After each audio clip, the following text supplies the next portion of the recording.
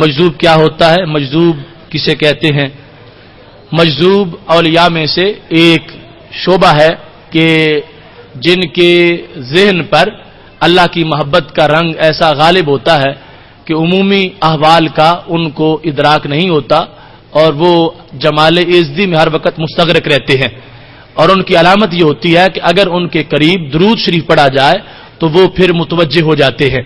یہ مجذوب اور مجاذیب کا طبقہ ہے، اور یقیناً یہ برحق لوگ ہوتے ہیں۔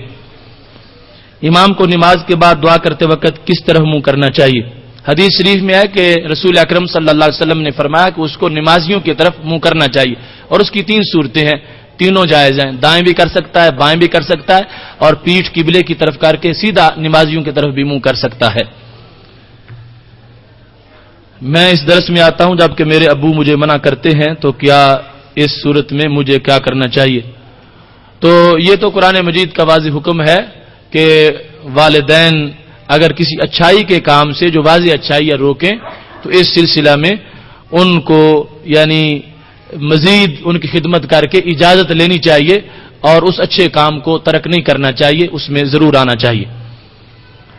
اور اگر وہ یعنی مزید کسی حرام پر مائل کرنا چاہیں یا کفر کی طرف، تو پھر ان کی اجازت کی کسی طرح کی کوئی ضرورت نہیں رہتی، اس میں ویسے ہی اس بچے کو اجازت ہوتی ہے۔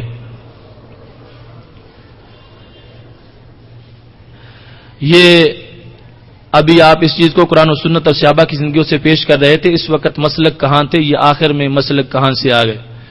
تو یہی ہم بیان کر رہے ہیں شروع سے کہ کچھ چیزیں ایسی ہیں کہ جو حقیقت پہلے موجود تھی، نام ان کے بعد میں معین ہوئے۔ حقیقت پہلے تھی اور نام بعد میں معین ہوئے، تو جب نام بعد میں آ گیا تو اس سے یہ نہیں ہے کہ وہ چیز ہی بعد میں آئی۔ جس طرح کہ اب تصوف کی حقیقت تو پہلے موجود تھی کہ سیدنا صدیق اکبر رضی اللہ تعالیٰ عنہ امت کے سب سے بڑے صوفی ہیں، اگرچہ لفظ صوفی سے اس وقت ان کو پکارا نہیں جاتا تھا، لیکن بعد میں جس خلوص کو تصوف میں بیان کیا گیا وہ پہلے نمبر میں ان پر موجود تھا، تو اس لحاظ سے اس کو تعبیر کیا جا سکتا ہے۔ ایسے ہی یہ مسالک جو ہے چونکہ شروع میں ضرورت نہ تھی امتیاز کی کہ جس وقت لا الہ الا اللہ محمد الرسول اللہ یہ پڑھنے والے سارے خالص لوگ ہیں منافقین کے سوا، ان میں اور کوئی ایسا گروپ نہیں ہے، تو اب شناخت کی ضرورت نہیں، یہی شناخت ہے۔ لیکن جس وقت تابعین کے زمانے میں، صحابہ کے زمانے میں ہی قدریہ پیدا ہوئے، جبریہ، معتزلہ، اور وہ کلمہ گو ہونے کے ساتھ ساتھ مثلا جو ہے وہ قدریہ تقدیر کا انکار کر رہے تھے، تو اب یہ ضرورت محسوس ہوئی کہ ہم اپنے آپ کو ان سے جدا بنائیں۔ اگر کلمہ رکھیں گے تو کلمہ تو وہ بھی پڑھتے ہیں کہ جنہوں نے تقدیر کا انکار کر دیا، یہی کلمہ پڑھتے ہیں، کیونکہ مسلم شریف میں ہے کہ جب بصرہ سے یہ فرقہ شروع ہوا تھا، معبد جوہنی نے تقدیر کا انکار کیا، تو باقی سارے عقیدے ان کے یہی تھے، قرآن پڑھتے تھے، سنت کا درس دیتے تھے، نماز پڑھتے تھے، روزہ، حج، زکوٰۃ، سب کچھ، صرف ایک تقدیر کا انکار تھا۔ وہ کہتے تھے کہ اللہ کو بھی تب پتہ چلتا جب کام ہو جاتا، ازل میں کچھ بھی نہیں لکھا ہوا۔ تو اس وقت صحابہ نے ان کا رد کیا، یہ نہیں دیکھا کہ یہ اب نماز پڑھتے ہیں، یہ کلمہ پڑھتے ہیں، یہ کرتے ہیں، وہ کرتے ہیں، ایک چیز کے انکار پر حضرت عبداللہ بن عمر نے کہا کہ ان کو کہہ دو کہ میں ان سے بری ہوں، اور اگر وہ قیامت کے دن اس تقدیر کی جگہ پود پہاڑ سونے کا دے کے بھی چھوٹنا چاہیں گے، اللہ نہیں چھوڑے گا کہ جب تک تقدیر والا ایمان نہیں لائیں گے۔ تو اس وقت اب جب ایسے گندے لوگ پیدا ہو گئے تو اب کلمہ وہ بھی پڑھ رہے ہیں، تو کلمے سے تو شناخت نہیں ہوگی کہ کون ہے اہل سنت اور کون ہے قدری۔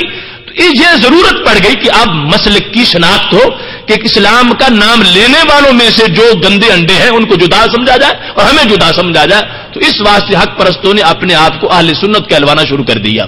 یہ وجہ تھی مسلک کی کہ پہلے اس کی ضرورت نہیں تھی، اس وقت اسلام کا کلمہ یہی کافی تھا، لیکن جب یہ کلمہ پڑھ کے لوگ انہوں نے غلط عقائد اپنے بنانے شروع کر دیے تو پھر ان سے اپنے آپ کو بری کرنے کے لیے کہ یہ جو گالیاں دے رہے ہیں اللہ کو یا رسول اللہ صلی اللہ علیہ وسلم کو، ہمارا ان سے کوئی تعلق نہیں ہے، یہ کلمے کے نیچے کلمے کی آڑ میں جو کچھ کر رہے ہیں وہ اپنی جگہ ہے، ہم ان سے جدا ہے۔ تو یہ تھی ضرورت کہ جس کو مسلک کے ساتھ تعبیر کیا جاتا ہے۔ سنا ایک حدیث ہے جس کا مفہوم اس طرح ہے کہ جو کوئی بھی اسلام پر چلتے چلتے حقیقت کو پا جائے وہ کافر کہلائے گا۔ نہیں، ایسی کوئی حدیث نہیں ہے، یہ کسی کا بنایا ہوا مقولہ ہوگا۔ صوفیاء کرام کی طرف جو باتیں منسوب کی جاتی ہیں ان کی حقیقت کیا ہے؟ اس سلسلہ میں یہ ہے کہ خود کتب تصوف میں ان باتوں کی وضاحت موجود ہے جن کو شطحیات سے تعبیر کیا جاتا ہے. جس وقت ایک شخص جو ہے اس کو اپنا ہوش ہی نہیں، یعنی اس طرح وہ استغراق میں ہے اللہ کے جمال میں، اس کو کھانے پینے کا کوئی پتہ ہی نہیں، کئی دن اس طرح گزر جاتے ہیں. تو رسول اکرم صلی اللہ علیہ وسلم کا فرمان ہے کہ رفع القلم عن ثلاث، 3 بندوں سے اللہ نے قلم اٹھا لیا ہے کہ ان کا حساب نہیں ہوگا. سب سے پہلے فرمایا ان النائم حتی یستيقظ، جو سویا ہوا ہے اس سے بھی قلم اٹھایا ہے، اب اٹھے گا تو پھر حساب شروع ہوگا. اس وقت تک جب وہ سویا ہوا ہے وہ مرفوع القلم ہے. اور پھر فرمایا ان الصبی حتی یحتلم، بچہ یہاں تک کہ بالغ ہو جائے، بالغ ہوگا تو پھر اس کا حساب شروع ہوگا، اس سے پہلے اس کا حساب نہیں ہے. اور اس کے بعد فرمایا وہ جس کے ذہن پہ پردہ پڑ گیا ہے حتی یفیقہ، یہاں تک اس کو افاقہ ہو جائے، اب جب ہوش سلامت ہوگا تو پھر اس کا حساب شروع ہوگا. تو ایسے میں اگر کوئی اس کے منہ سے بات نکل گئی تو اس کو اس پس منظر میں دیکھنا چاہیے کہ اس پر شرعی حکم مرتب نہیں ہوگا، کہ وہ اس وقت حالت سکر میں ہے. اور ہوش میں آئیں گے تو یقیناً وہ خود اس کا رد کریں گے کہ جو مجھ سے نکلی تھی بات اگر ایسی سنی ہے تم نے تو وہ بالکل صحیح نہیں ہے. یہ خود ان لوگوں کا کام ہے، لیکن اور کسی کا یہ نہیں طریقہ کہ وہ اس کو بنیاد بنا کے ویسے ہی کہنا شروع کر دے اور اس طرح کے نعرے لگانے شروع کر دے جو کسی ولی نے حالت شکر میں کہا ہو. تو اس طرح کی اس کی صورتحال ہے. ان کو شرعی طور پر نہ تو کوئی دلیل بننے والا یوں کہنے کے لیے اپنی دلیل بنا سکتا ہے اور نہ ہی ان کو کوئی سامنے رکھ کے تصوف یا اولیاء پر رد کر سکتا ہے. اس واسطے کہ رسول اکرم صلی اللہ علیہ وسلم کی حدیث نے خود ان لوگوں کو مرفوع القلم قرار دے دیا ہے. ناپاکی کی حالت میں حضور صلی اللہ علیہ وسلم کا نام مبارک سن کر درود شریف پڑھنا، جس وقت بندے پہ غسل فرض ہے تو ایسی صورت میں اس کو درود شریف نہیں پڑھنا چاہیے. کیا اہل سنت کے علماء کی ذمہ داری نہیں کہ درباروں پر جو خرافات ہوتی ہیں ان کو سختی کے ساتھ کچلیں؟ تو یہ یقیناً اہل سنت اور علماء حق کی ذمہ داری ہے کہ یہ ان کے خلاف جہاد کریں، بولیں اور رد کریں. اور یقیناً بہت سے حضرات اس سلسلے میں اپنا کردار ادا بھی کر رہے ہیں اور انفرادی طور پر ہر شخص کو جہاں وہ ایسی کوئی خرافات دیکھے تو وہ روکے، اس واسطے کہ یہ ہمارے خلاف ایک فرقہ اعتراض کرنے کے لیے تیار بیٹھا ہے اور دوسرا خواہ ہمیں ملوث بنانے کے لیے ایسے بھنگیوں کو درباروں پہ چھوڑ دیتا جن کا ہمارے مسلک کے ساتھ کوئی تعلق نہیں ہے. تو یہ دونوں محاذوں پر ہمیں اپنی ان درگاہوں کو محفوظ کرنا چاہیے.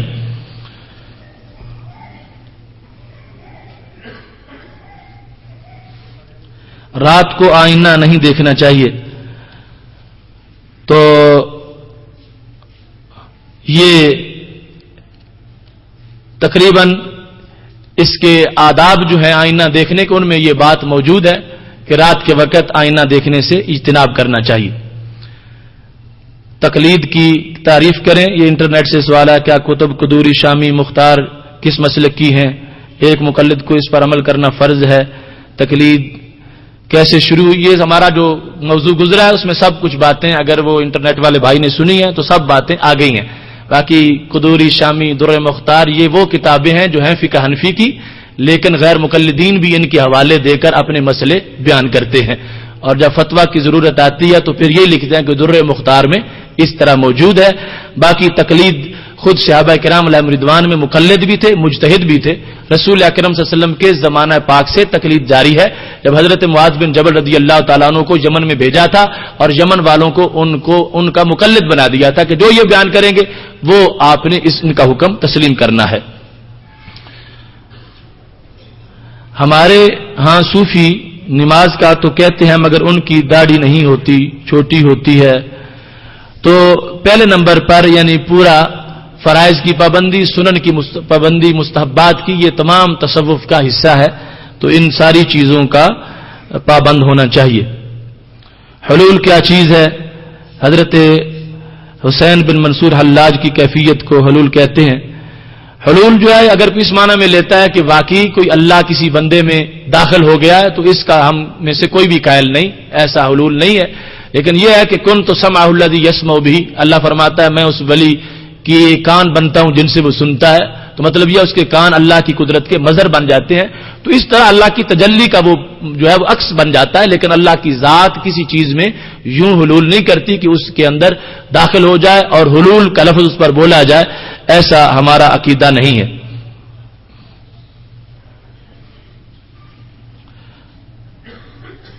وحدت الوجود اور وحدت الشہود. حضرت مجدد الفسانی رحمۃ اللہ علیہ نے اپنے مکتوبات شریف میں دونوں کی بہترین تطبیق کی ہے, اور دونوں کو اگرچہ وہ خود وحدت الوجود کے قائل ہیں, وحدت الشہود کے, لیکن وحدت الوجود کی ایسی تطبیق انہوں نے کی کہ جس کی بنیاد پر کوئی اعتراض لازم نہیں آتا.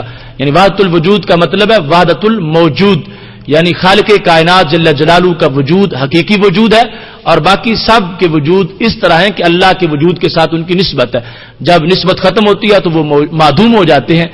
اور اگر مظاہر کے لحاظ سے دیکھا جائے تو ہر طرف خالق کائنات جل جلالہ کی قدرتوں کا نظارہ نظر آتا ہے. اس کو وحدت الشہود کے ساتھ تعبیر کیا جاتا ہے.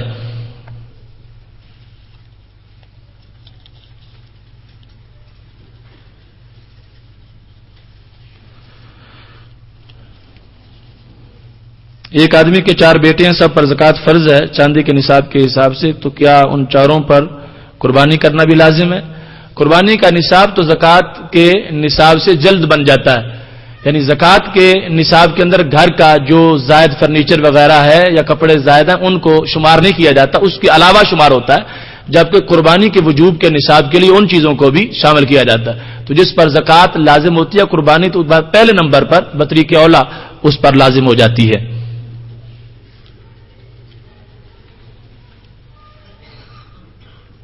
ایک شخص جو ہے وہ اپنی زمین دیتا ہے ٹھیکے پر, اور عشر ایڈوانس پہلے مزارے سے وصول کر لیتا ہے. عشر زمین کا مالک ادا کرے گا یا مزارے؟ تو وہ شخص جس نے پہلے پیسے وصول کر لیے وہ ان پیسوں کے لحاظ سے زکوٰۃ دے گا, اور جس کے تصرف میں اس وقت زمین ہے پیداوار کے لحاظ سے وہ مزارے جو ہے وہ اس کا عشر ادا کرے گا.